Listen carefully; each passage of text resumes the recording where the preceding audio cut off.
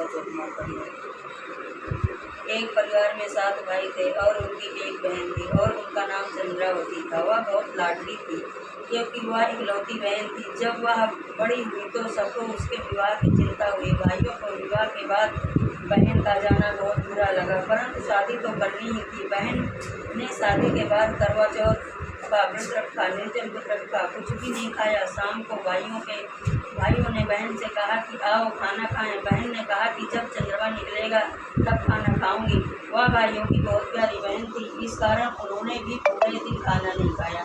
भाइयों ने एक उपाय सोचा कि किसी तरह से बहन का व्रत जल्दी खुलवा दें और फिर सब खाना खा लेंगे। उन्होंने क्या किया कि घर के बाहर जहाँ मैदान था उसमें बहुत सारी आग लगा दी और 2 भाई छलनी को पकड़कर खड़े हो गए और बहन को पुकारने लगे कि जल्दी से आकर देख लो, बहन चंद्रमा निकल आया। बहन ने ऐसा ही किया।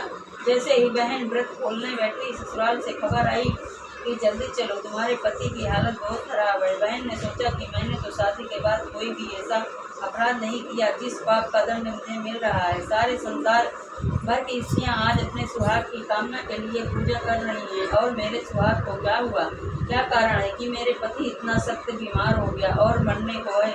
उसने पंडित से पूछा कि पंडित की बीमारी का कारण क्या है? पंडित ने कहा कि पूजा में कोई विघ्न आ गया है, इस कारण से ऐसा हुआ है। पति के ठीक होने का उपाय है कि पूरे साल कृष्ण पक्ष की चौथ को व्रत करो और उसने ऐसा ही किया।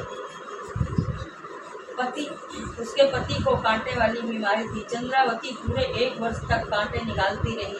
अब आँखों पर कांटे रह गए तो करवा चौथ का व्रत आया और अपनी नौकरानी से कहकर कि तो इनका ध्यान रखना, मैं करवा चौथ का सामान लेकर आती हूँ। नौकरानी के मन में लालच आ गया, उसने आंखों के कांटे निकाल दिए। चंद्रावती के पति ने नौकरानी से पूछा कि उसकी पत्नी कहाँ है। नौकरानी ने कहा कि घूमने फिरने गई होगी। चंद्रावती के पति ने समझा कि इसी औरत ने मेरी 1 वर्ष तक सेवा की है, अब यही मेरी स्त्री होगी और उसे अपनी रानी बनाने का वचन दे दिया। जब चंद्रावती सामान लेकर आई तो उसके पति ने उससे कहा, निकल जा, इसी औरत ने ही मेरी सेवा की है, यही मेरी रानी है। अगले वर्ष जब करवा चौथ आए तो चंद्रावती पूजन के समय अपनी ही कहानी कहने लगी। इस प्रकार एक बहन थी, उसके भाई उसको बहुत प्यार करते थे। उन्होंने करवा चौथ के दिन कच्चे चंद्रमा को अर्घ दिलवा दिया था और तभी उसके पति को कांटे की बीमारी हो गई। कहानी कहते कहते स्त्री के आंखों से अविरल आंसू गिरते रहे। रोती हुई उसने अपनी कहानी जारी रखी और पति के बुरे व्यवहार के बावजूद उसके दीर्घ जीवन और स्वास्थ्य की कामना की। इस प्रकार से उसकी कहानी पति ने सुन ली तो उसने सोचा, यही मेरी अगली स्त्री असली स्त्री है।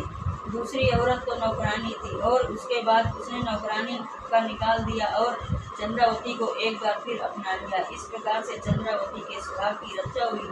7 भाइयों की बहन से प्रसन्नचित्त होकर कहा कि जैसे करवा चौथ व्रत से मेरे सुहाग की रक्षा हुई है गौरी माता, वैसे ही औरों की सुहाग की भी रक्षा बनाए रखी।